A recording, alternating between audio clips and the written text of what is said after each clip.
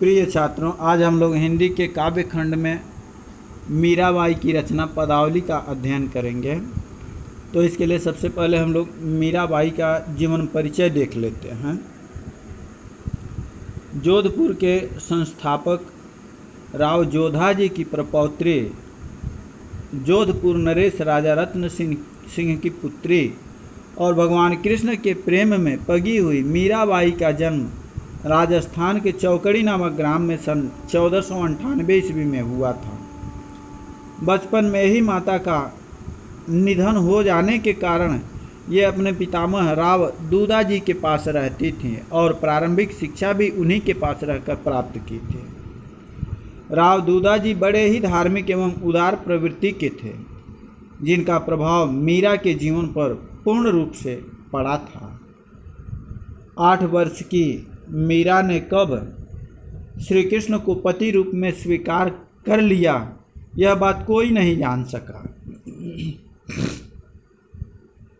इनका विवाह चित्तौड़ के महाराजा राणा सांगा के ज्येष्ठ पुत्र भोजराज के साथ हुआ था। विवाह के कुछ वर्ष बाद ही मीरा विधवा हो गई। अब तो इनका सारा समय श्री कृष्ण भक्ति में ही बीतने लगा था। मीरा श्री कृष्ण को अपना प्रियतम मानकर उनके विरह में पद गाती और साधु संतों के साथ कीर्तन एवं नृत्य करती थी।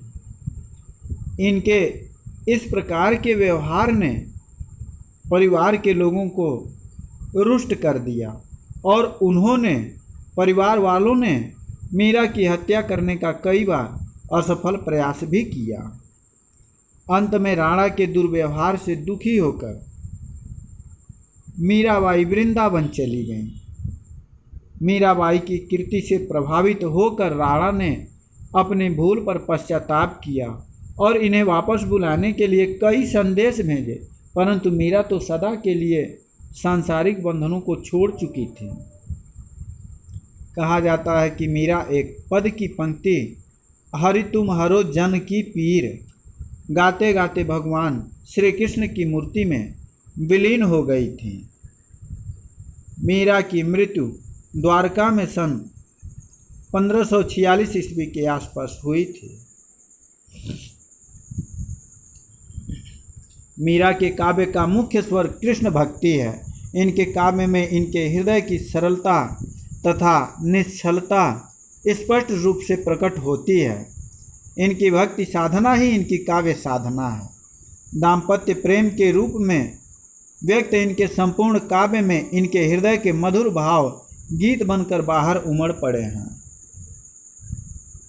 विरह की स्थिति में इनके वेदनापूर्ण गीत अत्यंत हृदय स्पर्शी बन पड़े हैं। इनका प्रत्येक पद सच्चे प्रेम की पीर से परिपूर्ण है। भाव विभोर होकर गाए गए तथा प्रेम एवं भक्ति से ओत-प्रोत इनके गीत आज भी तन्मय होकर गाए जाते हैं। कृष्ण के प्रति प्रेम भाव की व्यंजना ही इनकी कविता का मुख्य उद्देश्य रहा है। मीरा की रचनाओं में इनके हृदय की विह्वलता देखने को मिलती है। इनके नाम से 7-8 रचनाओं के उल्लेख मिलते हैं। नरसिंह जी का मायरा राग गोविंद, गीत गोविंद की टीका, राग सोरठ के पद, मीराबाई की मलार, गरबा गीत, राग बिहाग तथा फुटकर पद इनकी प्रसिद्धि का आधार। मीरा पदावली एक महत्वपूर्ण कृति है। मीरा ने ब्रज भाषा को अपनाकर अपने गीतों की रचना की। इनके द्वारा प्रयुक्त इस भाषा पर राजस्थानी, गुजराती एवं पंजाबी भाषा की स्पष्ट छाप परिलक्षित होती है।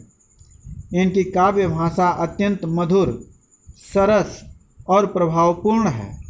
इनके सभी पद गेय हैं। इन्होंने गीत काव्य की भावपूर्ण शैली अथवा मुक्तक शैली को अपनाया है। इनकी शैली में हृदय की तन्मयता, लयात्मकता एवं संगीतात्मकता स्पष्ट रूप से देखने को मिलती है। आज के लिए बस इतना ही है। आप मीराबाई का जीवन परिचय अपनी पाठ्य पुस्तक से देख करके, समझ करके अच्छी तरह से अपनी कॉपी में नोट कर लेंगे। अगले दिन से हम लोग मीराबाई की रचना पदावली का अध्ययन करेंगे।